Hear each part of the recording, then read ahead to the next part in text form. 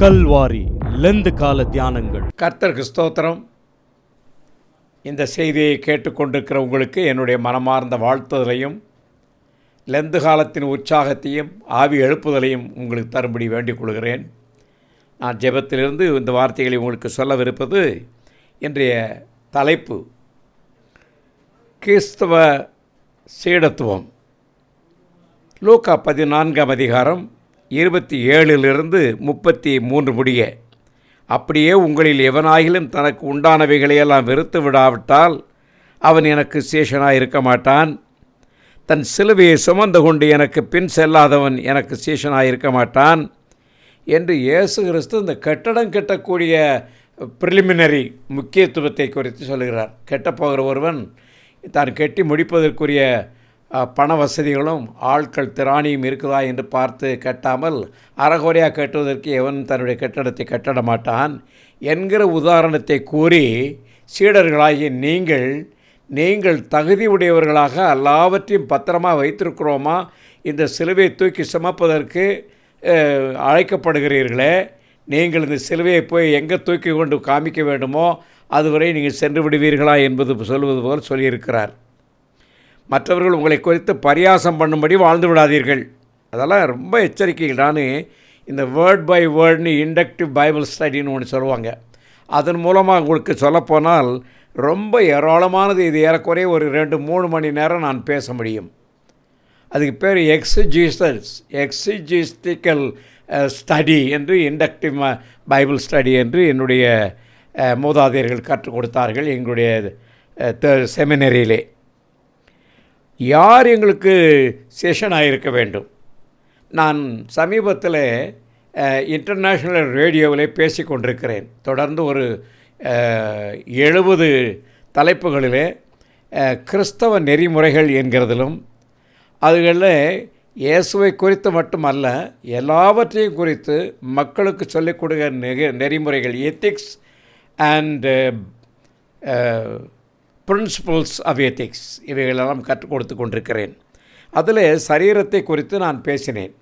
சரீரத்தை எப்படி பாதுகாக்க வேண்டும், எப்படி சரீரத்துக்கு என்ன சாப்பிட வேண்டும், என்ன குடிக்க வேண்டும், என்ன உடை அணிய வேண்டும், எவ்வளோ நேரம் ஓய்வு எடுக்க வேண்டும், எவைகளை நாம் பார்த்து கொண்டிருக்க வேண்டும், எவைகளை நாம் புறக்கணித்து விட வேண்டும், எப்படி எக்ஸசைஸ் பண்ண வேண்டும், எவ்வளவு நடக்க வேண்டும் என்றெல்லாம் அதிலே உடம்பை பேணுதலை சொல்லி, இந்த சரீரத்தில் தான் தேவ ஆவி குடியிருக்கும்படியாக இது ஒரு தேவாலயமாக இருக்கிறது என்றும், நீங்கள் உலகத்தில் உள்ள எல்லாரையும் பார்த்தாலும் சரீரத்தை குளிப்பாட்டி பத்திரமெடுத்து அதற்கு திருநூறு போட்டு வாசனை போட்டு தான் சுவாமி தரிசனம் பண்ண போகிறாங்க.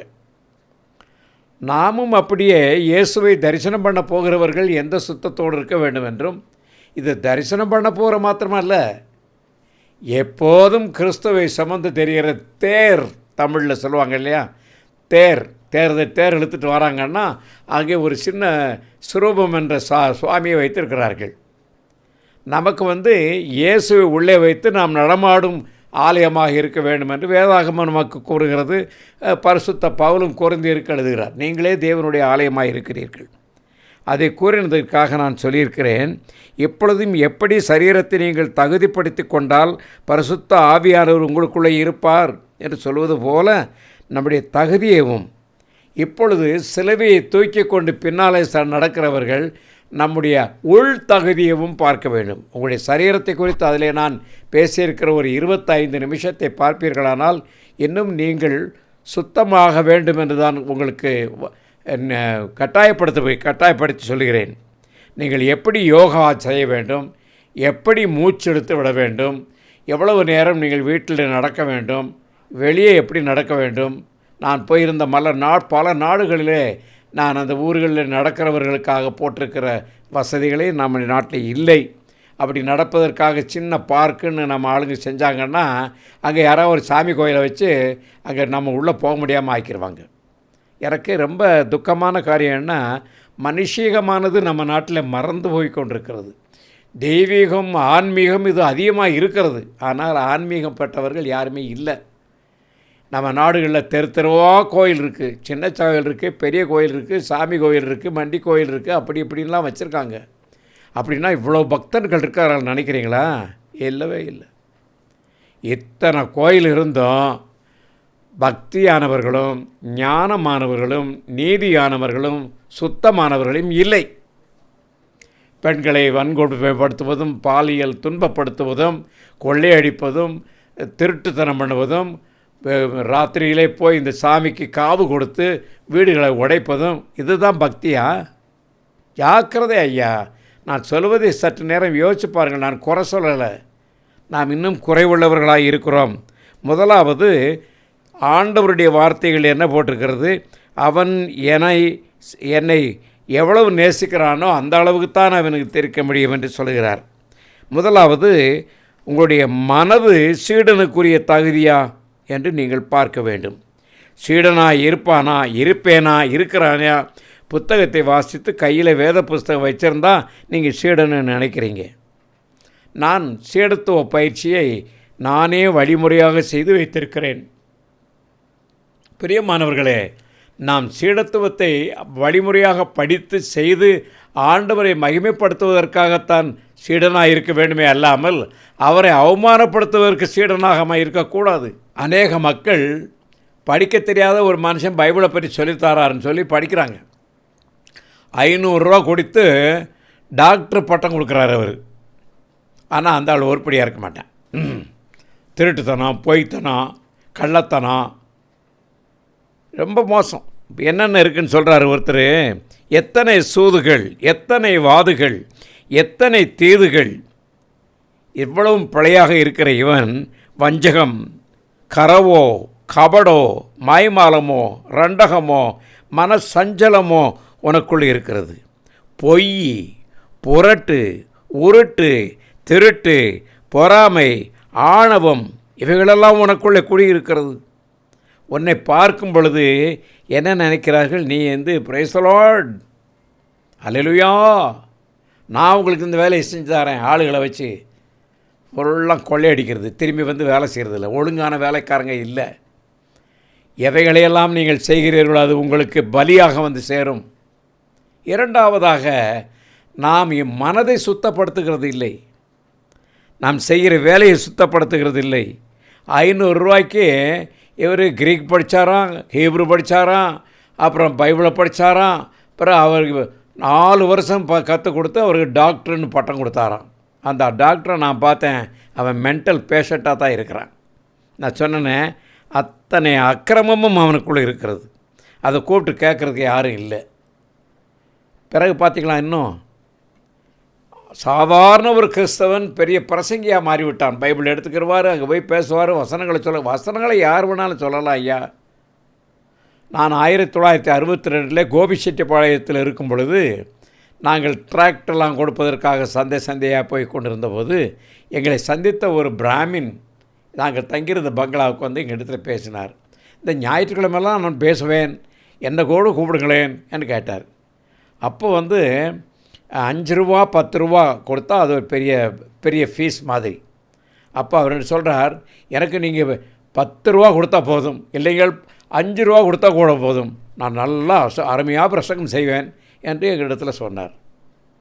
ஐயா, 5 ரூபாங்கிறது ஒரு வேளை இன்றைக்கி 5000 ரூபாய் கூட இருக்கலாம். ஆனால் பிரசங்கம் பண்ணுறதுக்கு யாரும் இருக்காங்க ஐயா? பிரசங்கத்தின்படி நடக்கிறவர்கள் யாரும் இல்லை. உங்கள் மனதை சுத்தம் செய்யவில்லை. கிறிஸ்துவின் சீஷனாக இருப்பதற்கு உங்களுக்கு என்ன தகுதி இருக்க வேண்டும் என்பதை நீங்கள் பக்குவப்படுத்தி கொள்ள வேண்டும். முதலாவது, உங்களுடைய சரீரத்தை சுத்தம் உள்ள 10 சுகமாக வைத்திருக்க வேண்டும். உங்களுடைய மனதை சுத்தம் செய்ய வேண்டும். உங்களுடைய சிந்தனையை சுத்தம் செய்ய வேண்டும். இவைகள் எல்லாவற்றையும் நீங்கள் வெறுக்க வேண்டும். நீங்கள் எதாவது வெறுக்கணும்னு அப்புறம் உங்களுக்கு சொல்கிறேன் பாருங்கள். பொறாமையை வெறுக்க வேண்டும், வஞ்சகத்தை வெறுக்க வேண்டும், நீங்கள் கோபத்தை வெறுக்க வேண்டும், ஆங்காரத்தை வெறுக்க வேண்டும், ஜாதி வெறியை வெறுக்க வேண்டும், படிப்பு பட்டம் பெற்றேன் என்கிறதை வெறுக்க வேண்டும், பண வெறியை வெறுக்க வேண்டும், திருடு பண்ணுவதை வெறுக்க வேண்டும், பொய் பேசுவதையும் காம இச்சைகளையும் வெறிகளையும் வெறுக்க வேண்டும். அவைகளை விட்டு நீங்கள் சிலுவையிலே அறையப்பட்டிருக்க வேண்டும். சிலுவையை அறையப்பட்டவர் தான் சிலுவையை தூக்கி கொண்டு சுமக்க முடியும். இயேசு கிறிஸ்து நம்முடைய பாவத்தை சிலுவையாக தூக்கி கொண்டு சென்று அவர் சிலுவையிலே அறையப்பட்டார். அசுத்தமான நமது சரீரத்தில் இவ்வளவு சுத்தம் இருந்தால்தான் அவருக்கு உள்ளே இருப்பார் என்று நினைக்கும்போது நாம் இப்படிப்பட்ட சிந்தனை உடையவர்களாக மனதும் ஆவியும் இருக்க வேண்டுமே. எப்பொழுது சுத்தம் பண்ண வேண்டும், எப்போ சுத்தப்படுத்தலாம், உங்களுக்குள் வரும்படியும் நீங்கள் வராவிடாதபடி எல்லாவற்றையும் அடைத்து விட்டீர்கள். சேடனுக்கு ஒரு விசுவாசம் எப்படி இருக்க வேண்டும்? நீங்கள் விசுவாசிகளாக மட்டுமல்ல, அனுதின ஜீவியத்திலே கிறிஸ்து வெளிப்படும்படியாக நீங்கள் வாழ வேண்டும். நீங்கள் போட்டிருக்கிற துணிமணியினால் கிறிஸ்தவனாக முடியாது. இப்படி நிறைய அங்கிகளை போட்டு நான் கிறிஸ்தவனாக முடியாது. இது நான் ஊழியத்திற்காக தெரிந்து கொள்ளப்பட்டவன் என்கிற ஒரு அடையாளத்திற்காக இந்த துணியை போட்டிருக்கிறேன். இந்த துணியினால் நான் கர்த்தருடைய பிள்ளை அல்ல. நான் கர்த்தருடைய பிள்ளையாக இருப்பதினால் இந்த பணியை செய்வதற்குரிய ஆடை. கிச்சனுக்குள்ளே போனால் கிச்சனுக்கு ஒரு தனியாக ஏப்ரல்லாம் கட்டி போகிறோமே, அந்த மாதிரி. செங்கல் வேலை செய்ய போனால் பாதி கால் சில்வார் போட்டுக்கிட்டு பனியன் போட்டுக்கிட்டு போய் வேலை செய்கிற மாதிரி. அங்கெல்லாம் சூட்டு போட்டுக்கிட்டு வேலை செய்ய முடியாது. அந்தந்த வேலைக்குரிய ஒரு நர்ஸ் என்ன மாதிரி ட்ரெஸ் பண்ணால் நர்ஸாக இருக்கும், டாக்டர் என்ன மாதிரி ட்ரெஸ் போட்டால் அவர் டாக்டராக இருப்பார், தோட்டி வேலை செய்கிறவன் என்ன ட்ரெஸ் போட்டால் இருப்பான். எங்களுக்கு அட்டெண்டராக இருக்கிற ஒரு தம்பி அவனுக்கு கொடுக்கப்பட்ட ட்ரெஸ்ஸை போட்டுட்டு வந்து என்கிட்ட சொன்னான், அப்பா எனக்கு கேவலமாக இருக்குப்பா, நான் அப்ளை பண்ணது வேறு எதுக்குப்பா, நான் இந்த பிளட் எடுக்கிறது அப்படிப்பட்ட அந்த டெக்னிக்கல் வேலைக்கு தான்ப்பா நான் அப்ளை பண்ணேன், நீ போட்டான்னு ஒரு வருஷம் புலம்பிக்கொண்டு தெரிந்தான். எந்த வேலைக்கு தான் தகுதி உடையவனோ அதை கொடுக்காம வேறு சட்டையை போட்டாங்க என்று. இதைத்தான் நானும் உங்களுக்கு சொல்கிறேன். நீங்கள் வேஷம் போட்டு தெரியாதீர்கள், உள்ள ஆவியிலே ஆயத்தமாயிருங்கள். கர்த்தர் நம்மை எப்படி விரும்புகிறார் என்றால், இந்த சிலுவையை தூக்கி சுமப்பதற்கு எப்படிப்பட்ட ஆயத்தங்களை நீங்கள் செய்திருக்க வேண்டும். உள்ளம், மனது, சரீரம், தியானம், ஆத்மீகம், இவை எல்லாமே உங்களுடைய கற்பனை கூட கர்த்தருக்கு பரிசுத்தம் பண்ணப்பட்டதாக இருக்க வேண்டும். எல்லாரும் என்னென்னமோ பேசுகிறீங்க, டிகிரி போடுறது, அதை நீங்கள் வெறுக்க வேண்டும். ரெவரண்டு, டாக்டரு, படிக்காமலே டாக்டர்னு போடுறான் ஐயா. ரெண்டாவது செயின்ட்டுன்னு கத்தோலிக்க மதத்தில் உள்ளவர்கள் தான் ஏதோ அந்த பாடியிலேருந்து ஏதோ அற்புதங்கள் நடந்ததுனால அவருக்கு செத்து போனவருக்கு செயின்ட்டுன்னு கொடுக்குறாங்க. செத்து போனவங்களுக்கு செயின்ட்டுன்னு கொடுத்து பிரயோஜனமே இல்லை. உயிரோடு இருக்கிறவங்க செயின்ட்டாக இருந்தால் தான். உங்களால் மற்றவர்கள் கர்த்தரை அறிந்து கொண்டால்தான், உங்களை பார்த்து நீங்கள் கை வைத்த போது அவர்கள் சுகமடைந்தால்தான் நீங்கள் செயின்ட்டு. ரெவரண்டு இதெல்லாம் கூடாதுங்க, போடக்கூடாதுங்க. பிரேசில் போட்டால் ஆகாதுங்க. பொசிஷன் வச்சுக்கிட்டால் அது பெரிய ஆள். ஆராதனை இவர் நடத்தினார்னா இவர் உடனே தேவன் ஆயிடுவார். பைபிள் ரீடர் சபைகளில் சில சபைகளில் லே ரீடர் என்று இருக்கிறார்கள். அவங்களாம் ஒழுக்கமானவர்களே இல்லை, சுத்தமானவர்களையும் இல்லை. சுத்தமானவர்களாக நீங்கள் பிரசங்கம் பண்ணுறதுக்கு ஆளை கொடுத்தாங்கன்னா இப்போ நோட்ஸ் போட்டு எழுதிட்டு வந்து பேசுகிறாங்க. ஐயா எழுதிட்டு வந்து பேசுகிறது இல்லையா, அங்கே ஹோமலிட்டிக்ஸ்ன்னு ஒன்று இருக்குது. அதாவது பிரசங்கம் தயாரித்து எப்படி செய்வதுன்ற ஒரு இலக்கணம். அடுத்தது ஹெர்மனட்டிக்ஸ்ன்னு இருக்குது. கல்ச்சுரலி, பேசிக்கலி, கட்டக்சுவலி அது எந்த அடிப்படையை கொண்டு சொல்லப்படுகிறது ஹெர்மனட்டிக்ஸ், அது படிக்கணும் ஐயா. அது ரெண்டையும் படித்தா கூடயா ரொம்ப நேரம் ஜெபம் பண்ணணும் ஐயா. உங்களிடத்தில் அரை மணி நேரம் நான் பேசுகிறதுனா சுமார் 20 மணி நேரமாவது நான் ஆயத்தம் செய்திருக்க வேண்டும். என் உள்ளத்தை சுத்திகரிக்க வேண்டும். கர்த்தர் கொடுக்கிற பாடத்தை நான் எடுக்க வேண்டும். என்னை சுத்திகரிப்பில் ஏற்றி ஸ்கேன் பண்ணி கிளீன் பண்ணிட்டு வரணும். ஒருவருக்கொருவர் பொய் சொல்லாதிருங்கள். பழைய மனுஷனை களைந்து போடுங்கள்.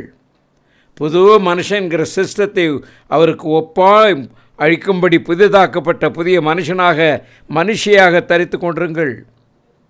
நீங்கள் கிரேக்கன் என்றும் யூதன் என்றும் விருத்த சேதன உடையவன் என்றும் விருத்த சேதனை இல்லாதவன் என்றும் படித்தவன் என்றும் படிக்காதவன் என்றும் புறஜாதியார் என்றும் அநியாயமாக உங்களை குறித்து எத்தனையோ பாடு வைத்திருக்கலே, அவைகளை வெறுக்க வேண்டும். தன்னைத்தான் வெறுத்து, ஒருத்தர் என்ன பேசுகிறாரு, தன்னைத்தான் வெறுக்க வேண்டும். உன்னையே வெறுத்து விட்டால் ஊழியம் செய்திடலாம். சுயத்தை சாகடித்தால் சுகமாய் வாழ்ந்திடலாம். அருமையான பாட்டு பெர்க்வான் எழுதியிருக்கிறார். நீங்கள் சாம்பலாய் மாறுவீர்களானால் சிலுவை துமக்குவதற்கு ஒப்பாவீர்கள். உங்களுக்குள்ளே எவ்வளோ பொறாமை, கோபம், ஆங்காரம் இருக்குது. எனக்கு தெரியும். உங்களை பார்க்கும்போது உங்கள் முகலை நீங்கள் யாரையும் போய் பார்க்க வேணாம். ஸ்கேனிங் மிஷின் இருக்குது, சிஐடி ஸ்கேனிங். அப்புறம் இன்னொன்று என்ன இருக்குது, உள்ளே போய் வெளியே வர மாதிரி. அது மாதிரி பரிசுத்த ஆவியானவர் அந்த வரத்தில் நீங்கள் நினைப்பார்களானால் நீங்கள் உள்ளே போய் வெளியே வர வேண்டியதில்லை, உங்களை ஒப்பு கொடுக்கலாம். கேட்குறாரு, நெஞ்சத்திலே தூய்மை உண்டோ, இயேசு வருகிறார். உங்களுடைய நெஞ்சம் தூய்மையாக இல்லைண்டா இயேசு வாராரியா, அது பிறகு நீங்கள் போய் சுத்தம் பண்ண முடியாது. நொறுங்குண்ட நெஞ்சத்திலே இயேசு அழைக்கிறார். நொறுங்குண்ட நெஞ்சத்தை தான் இயேசு அழைக்கிறார். நீங்கள் நினைக்கிறீங்க இயேசு அழைக்கிறான்னு பாடிட்டா நீ இயேசு போய் நினைக்காதீங்க. ரொம்ப கஷ்டங்க. கர்த்தர் இடத்துல நெருங்கி போகணுங்க. அங்கே அரைக்கிற மிஷின் இருக்குது, ஸ்கேன் பண்ணுற மிஷின் இருக்குது, ரே பண்ணுறது இருக்குது, ரேடியேஷன் இருக்குது. இதெல்லாம் உங்களை சுத்திகரித்தால் தான் பரிசுத்த ஆவியானவர் உங்களை அனல் மூட்டி சுத்திகரிப்பார். இது ஒரு அனல் மூட்டும் செய்தியாக இருக்கணும் என்று நான் ஜெபிக்கிறேன். நீங்கள் எதிரிகளை நிறைய சேர்த்து வைத்திருக்கிறீர்கள், விரோதிகளை சேர்த்து வைத்திருக்கிறீர்கள். உங்களை யாராவது பாராட்டிட்டா நீங்கள் பெரிய ஆளாக ஆகிட்டு நீங்கள் நினச்சிட்ருக்கீங்க. இவ்வளவு தகுதி அவங்க பாராட்டுறாங்களே, எனக்குள்ளே இருக்கான்னு சொல்லி உங்களை தாழ்மைக்குள்ளே உரைத்துக்கு கொண்டு வாருங்கள். இன்னொருத்தர் சொல்கிறார், நீங்கள் ரொம்ப தாழ்ந்து, அல்லோ நான் உங்களுடைய அடிமை, உங்களுடைய சேவகன், உங்களுடைய தொண்டன் அப்படின்னு சொல்லிட்டா நீங்கள் பெரிய ஆள் ஆகிட்டே நீங்கள் எல்லோரும் நினச்சிக்கிடுவாங்கன்னு. அவங்க எல்லாம் தெரியும் நீங்கள் மாயமாலம் பண்ணுறீங்கன்னு. கையெழுத்தை குறைத்து அது நடுவில் இராதபடி எடுத்து செல்ல வேண்டும். மேலே ஆணி அடித்து துரத்தனங்களையும் அதிகாரங்களையும் உரித்து கொண்டு வெளியேறமாக்க வேண்டும். அவைகளின் மேல் சிலுவையிலே வெற்றி சிறந்தார் அந்த இயேசு. உங்கள் மீது முத்திரையிட்டு இருக்க வேண்டும். நீங்கள் சிலுவையிலே அறையப்பட்டிருக்கிறதை ஆண்டவர் கண்டு உங்கள் சரீரத்திலே அங்கு அடையாளங்களிலே சிலுவையில் அறையப்பட்டதை காண வேண்டும் என்று பவுல் சொல்லுகிறார். என்னை பாருங்கள், சிலுவையில் அறையப்பட்ட அடையாளம் என் இடத்துல இருக்கிறது என்று சொன்னார். உங்களை பார்க்குறவங்க சிலுவையில் அறையப்பட்ட காயம் இருக்கணும்னு அவசியம் இல்லை. உங்களை பார்த்தாலே பேசும்போதே இப்படிப்பட்ட தெய்வீக மனுஷர்கள். நீ ஆல்டரில் போய் வேலை செய்ய போகிறீங்களா தேவாலயத்திற்குள்ளே, உங்களுக்கு அது ஆண்டவர் மட்டும் அன்றைக்கி அக்னியாக இருந்து அந்த பினகாசியெல்லாம் இருந்தாங்களே, தீ வந்து எரிச்ச, அந்த மாதிரி எரிச்சிட்டா எத்தனை பேர் செத்துருப்பாங்க தெரியுமா? வருத்தப்படுகிறேன். பைபிளையே வச்சுக்கிட்டு நாங்கள் டாக்டரேட் வாங்கிட்டான்றோம். என்னையா டாக்டரேட் வாங்கின நீ? டாக்டரேட்னா என்னையா அவனுக்கு அர்த்தம்? தேவன் உங்களோடு பரிசுத்தமாய் இருக்கிறாரா, உங்களுக்குள்ளே அவர் சங்கடமில்லாது வாழ்கிறாரா, அல்லது உங்களுக்குள்ளே இருக்காமலே போயிட்டாரு நீங்கள் இருக்கிறதுன்னு நினச்சிக்கிட்டு இருக்கீங்களா? அருமையான சகோதரர்களே, சகோதரிகளே, இந்த செய்தியை கேட்டுக்கொண்டிருக்க உங்களுக்கு கோபம் வரும். ஏன் மேலே இப்போ கோபப்பட்டு பிரயோஜனம் இல்லை. நீங்கள் இந்த மாதிரி கேவலமாக இருக்கீங்களேன்னு உங்கள் இருதயம் சொன்னால் அது நீங்கள் சொல்கிறீங்க. பேஷண்ட்டாக இருக்கீங்களா, கட்டளைக்கு உட்பட்டிருக்கிறீர்களா, நீங்கள் என்ன ஜாதி, இயேசுவினுடைய இரத்தத்தினால் கழுவப்பட்ட பரிசுத்த ஜாதியா அல்லது பரிசுத்த போர்வையை போட்டிருக்கிற ஆள்களா? இப்பொழுது என்ன கேட்டுக்கிட்டு இருக்கேன் நீங்கள் அதெல்லாம் ஒதுக்கி தள்ளிட்டு எவனுக்கு என்ன தெரியும் என்னை பற்றி என்று நடந்து போய் கொண்டிருக்கிறீர்களா? ஆனால் கிறிஸ்து தேவனுடைய வலது பாரசத்தில் வீற்றிருக்கும் இடத்திலே உள்ள மேலானவைகளை தேடுங்கள், பூமியில் உள்ளவைகளை அல்ல மேலானவைகளை நாடுங்கள். சில பேர் 25 வருஷம் ஏதோ அந்த வருஷம் கடந்துட்டால் போதும், நான் 25 வருஷம் நல்ல குடும்பம் நடத்திட்டோம். ஐயா, ஒவ்வொரு வருஷமும் யாராவது ஒருத்தர் சாகணும்னு ஆசைப்பட்டிருக்கீங்க, அல்லது ஒவ்வொரு வருஷம் ஒரு ஆளை கழிச்சு கட்டணும்னு ஆசைப்பட்டு 25வது வருஷம் தப்பி வந்துட்டீங்க. உடனே நாங்கள் 25 வருஷம் சில்வர் ஜூப்ளி. என்ன ஜூப்ளி சொல்லுங்கள்? 50 வருஷம் வாழ்ந்துட்டோம். கோபம், தாபம், பொறாமை, வஞ்சகம், சூது, அதோடு கூட எரிச்சல், அனுதினமும் கோபம், சண்டை, இவையெல்லாம் வாழ்ந்து கொண்டு ஒரு 50 வருஷம் ஏதோ உயிர் தப்பிச்சு வந்துட்டீங்க. அங்கே வந்துட்டு பெரிய தங்கத்தில் கோல்டன் ஜூப்ளி. நான் ஒரு திருச்சபையில் என்னை அழைத்திருந்தார்கள். அவர்கள் 50 வருஷம் கொண்டாட்டம் என்று. நாங்கள் 50 வருஷத்தில் இந்த திருச்சபையில் எத்தனை பரிசுத்தவான்கள் இருக்கிறீர்கள் என்று கேட்டேன். எத்தனை பேர் சண்டை போடாமல் இருக்கிறீர்கள்? இந்த எத்தனை பேர் இந்த திருச்சபையில் ஒருவரோடு ஒருவர் அண்ணன் தம்பியை விட பாசமாக பழகுகிறீர்கள்? உங்கள் வீட்டுக்கு அவங்க வீட்டுக்கு இவங்க, இந்த சண்டை முடிஞ்சுன்னா அடுத்த சண்டை அவங்களை கூட்டி போவோம் என்ற ஒரு பாசத்தோடு வளர்ந்திருக்கிறீர்களா? 50 மடங்கு கிறிஸ்தவர்களாக வாழ்ந்திருக்கிறீர்களா? பேசாமல் இருந்துட்டு போயிட்டாங்க. நான் அதைத்தான் உங்களையும் கேட்குறேன். பிரசங்கம் செய்வதற்கு இலக்கணம் என்ற புத்தகம் இருக்கிறது, அதான் ஹோமலிட்டிக்ஸ். அல்லது சார் ப்ளீஸ் ஓப்பன் என்று சொல்கிறீர்களா? என்னை நேசிக்கிறவன் யாருடைய சிலுவை எடுத்துக்கொண்டு போவான்? அவரை நேசிக்கிறவன் சிலுவை எடுத்துகிட்டு போக மாட்டான். அவன் போனாலே சிலுவையாக தெரியும். நேற்று கூட சொன்னேன், இந்த சகோதரர் பிரான்சிஸ் ஆஃப் அசிசி தன்னுடைய மாணவர்களையும் சீடர்களையும் இறந்தவர்களை அழைத்து கொண்டு இந்த கிராமத்துக்கு போய் சுவிசேஷம் சொல்ல போகலாம் என்று போனார்கள். அங்கே போகும்போது ஒவ்வொரு மூலையிலையும் இந்த இடத்துல நல்லாயிருக்கும், இந்த இடத்துல நல்லாயிருக்கும்னு அந்த மாணவர்கள் ஆயத்தம் பண்ணி கொண்டு போனார்கள். அவரோ பேசாமல் நடந்து ஊரை 3 தடவை சுற்றினார், வந்துட்டார். வந்து வெளியே போயிட்டு இருக்கும்போது வீட்டுக்கு திரும்பிட்டு இருக்கிறார் மடத்துக்கு. அப்போ கேட்குறாங்க, பிரதர் நீங்கள் பிரசங்கம் பண்ணணும் வந்தீங்க சுவிசேஷம் சொல்கிறதுக்கு, எங்களை எந்த இடத்துலையும் பிரசங்கம் பண்ண விடலையான்னு. ஆமாம், நீங்கள் எப்படி வாழ்ந்தீங்க, எப்படி படுத்தீங்க, எப்படி பேசுனீங்க, எப்படி நடந்துக்கிட்டீங்க, ஒருத்தர் பேசிட்டு போகும்போது அந்த ஜனங்கள் உங்களை பார்த்தாங்க. உங்கள் மேலே சிலுவை இருக்கா? உங்கள் மேலே இயேசுவின் அன்பு இருக்கா? உங்கள் மேலே இயேசுவனுடைய பக்தி இருக்குதா? இயேசுவனுடைய ஆவி உங்கள் மேலே இருக்குதான்னு அவங்க எல்லாருக்கும் பார்த்தாங்க.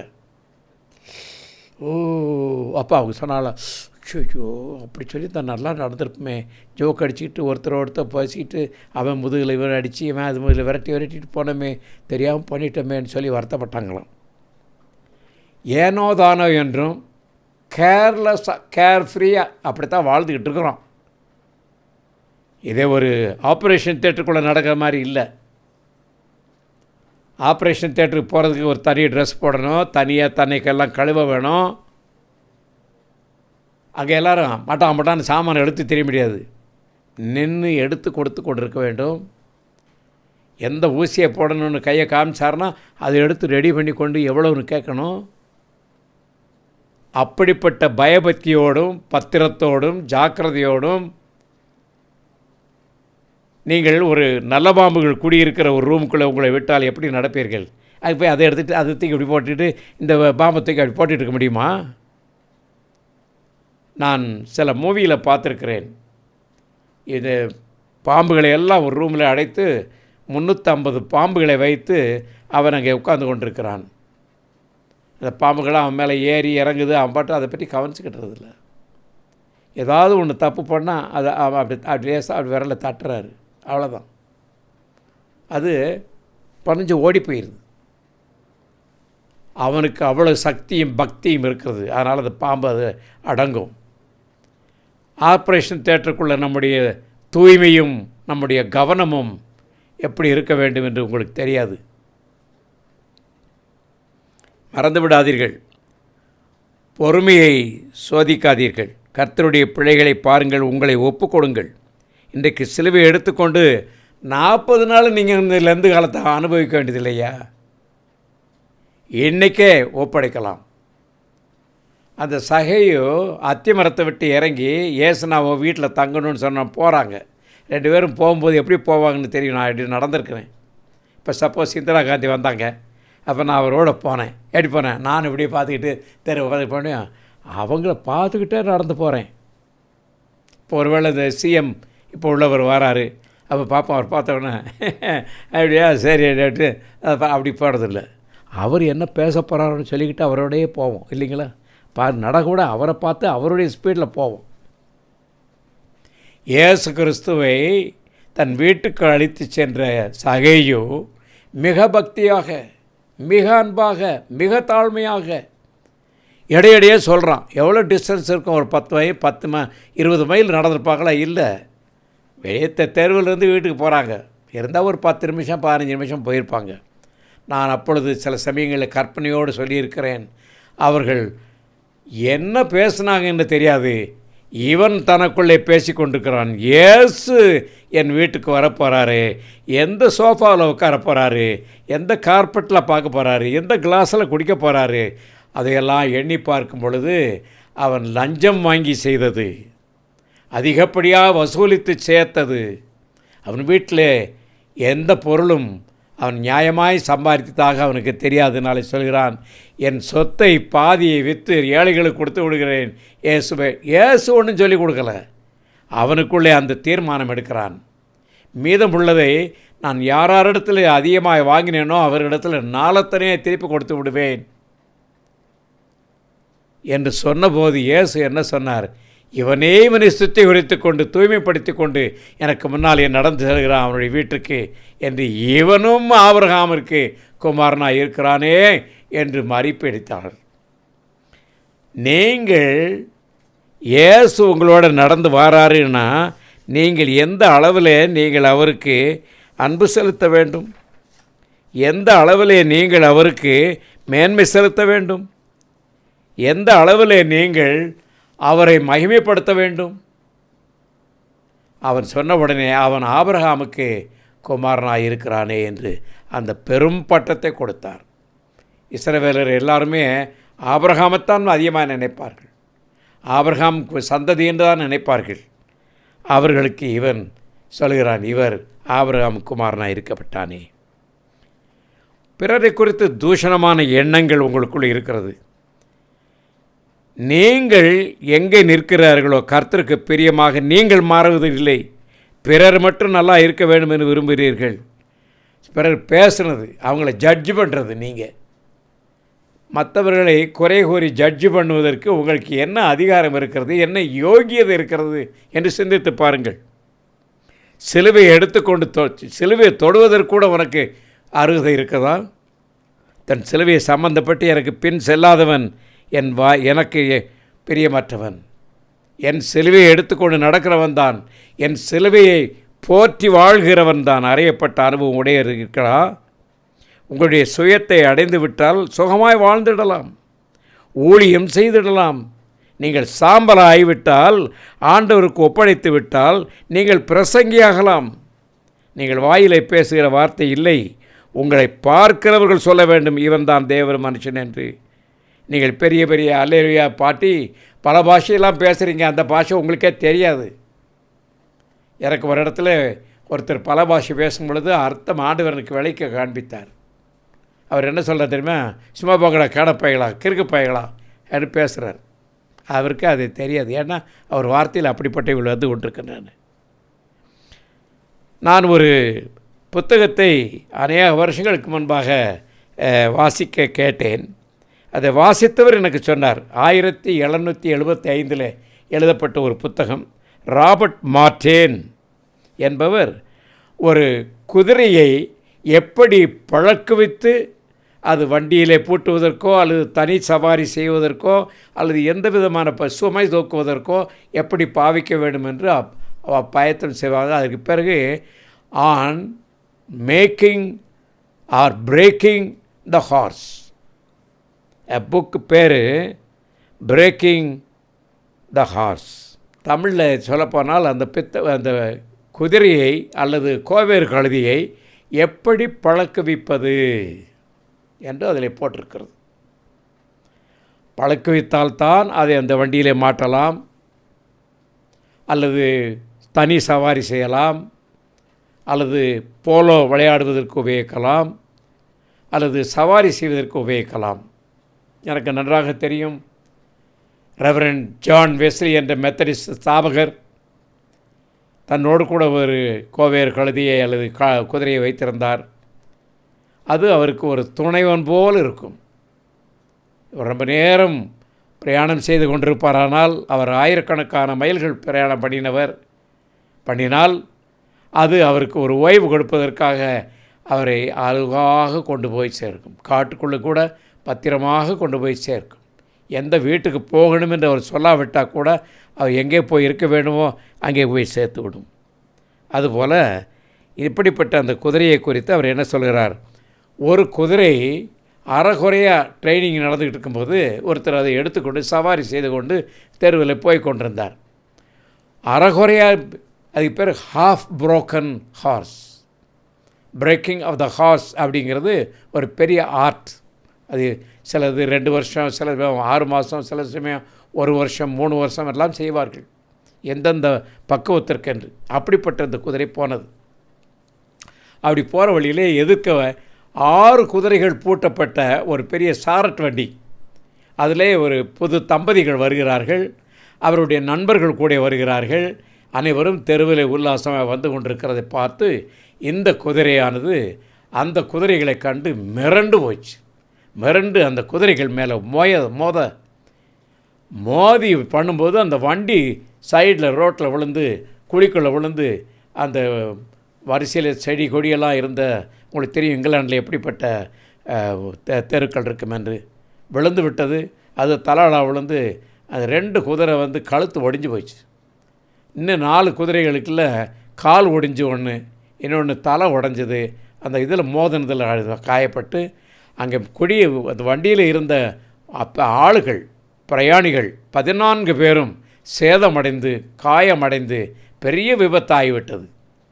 இந்த அறக்குதிரை இந்த கொண்டு வந்தவரை தள்ளி அவரையும் கீழே விட்டு பக்கத்தில் உள்ள பெரிய வேலியை தாண்டி அதுவும் விழுந்து 2 கால் ஒடிஞ்சு போச்சு. அவர் காயப்பட்டு கையை காலெல்லாம் உறிந்து போனார். மொத்தம் 16 உயிர் சேதங்கள் அடைந்தன. அப்போ அவர் எழுதுகிறாரு, அறகுறை ட்ரைனிங் எடுத்த ஆளுகளை இப்படி ஒரு 16-20 உயிர் சேதத்தை உருவாக்குவார்களானால், ஒன்றுமே ட்ரைனிங் எடுக்காமல், ஒன்றுமே இயேசுவை பற்றி தெரியாமல், இயேசுவை தன் உள்ளத்தில் வைத்துக்கிறாமல் இயேசு வேலையை செஞ்ச சீஷர்களாயா நீங்கள்? உங்களால் எவ்வளோ உயிர் சேதம் தெரியுமா? நான் கணக்கெடுத்து வச்சுருக்கிறேன். என்ன என்றால், உங்களால் அந்த மக்களுக்கு உயிர் சேதம், திருச்சபைக்கு உயிர் சேதம், உங்களுக்கு உயிர் சேதம், கடவுளுக்கு உயிர் சேதம், அவருடைய பரலோக ராட்சியத்திற்கு சேதம்.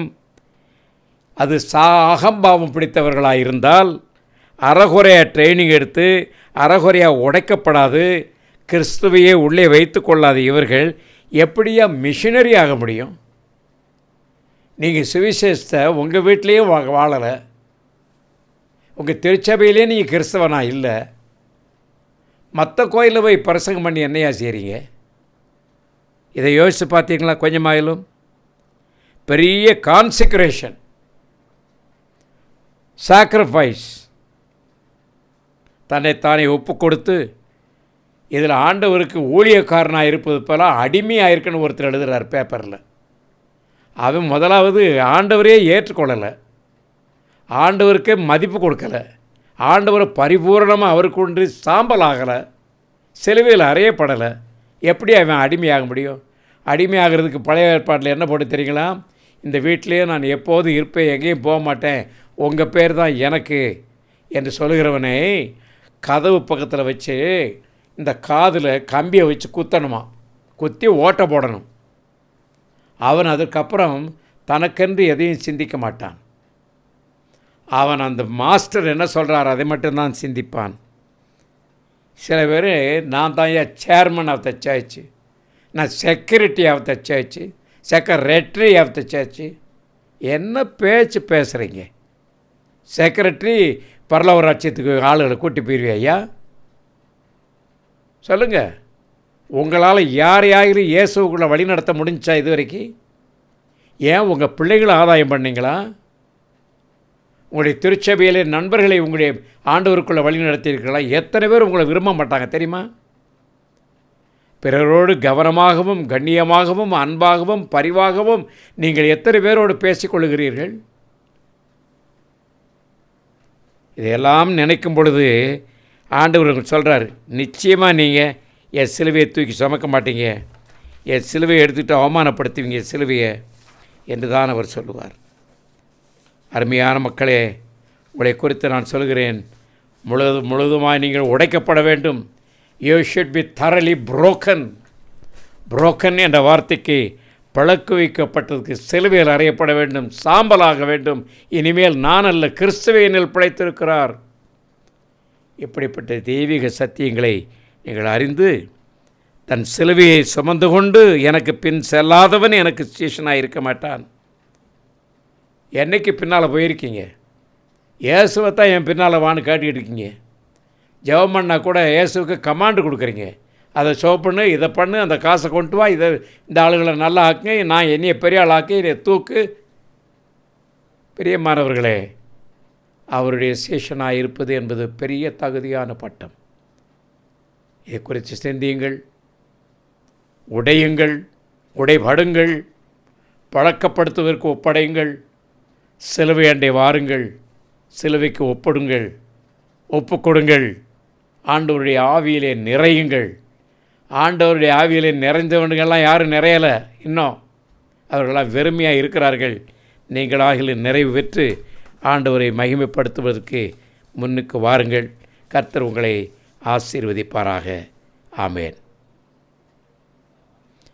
இரக்கமும் அன்பும் நிறைந்த எங்கள் நல்ல தகப்பனே, உம்முடைய குமாரனாய் இயேசு கிறிஸ்து எங்களுக்காக தூக்கி சுமந்த சிலுவையை நாங்கள் எங்கள் மேல் ஏற்றுக்கொண்டு அந்த சிலுவையிலே நாங்களும் அறையப்பட்ட அனுபவத்தோடு அந்த சிலுவையிலே அறையப்பட்ட அடையாளங்கள் எங்கள் சரீரத்தில் இருக்கும்படியாக எங்களுடைய வாயும் வாழ்க்கையும் ஆவியும் சரீரமும் உமக்கு சொந்தமான ஆலயங்களாக தேர் போல நீர் எங்களிலே பயணம் செய்ய எங்களை ஒப்படைக்கிறோம். அது நாங்கள் 40 நாள் செய்ய வேண்டிய அவசியமில்லை சுவாமி. அந்த சகேயு அந்த மரத்திலிருந்து வீடு வரைக்கும் சென்ற நேரத்திலேயே அவன் ஆபிரகாமின் குமாரன் ஆனது போல இன்றைக்கே நாங்கள் உம்மை தேடி வந்து உம்முடைய குமாரர்களாக குமாரத்திகளாக ஆசீர்வதிக்க வேண்டும் என்று இயேசுவின் நாமத்தில் வேண்டுகிறோம். பரிசுத்தமுள்ள பிதாவே, ஆமேன். தேவன் உங்களுக்கு உதவி செய்வாராக. ஆமேன்.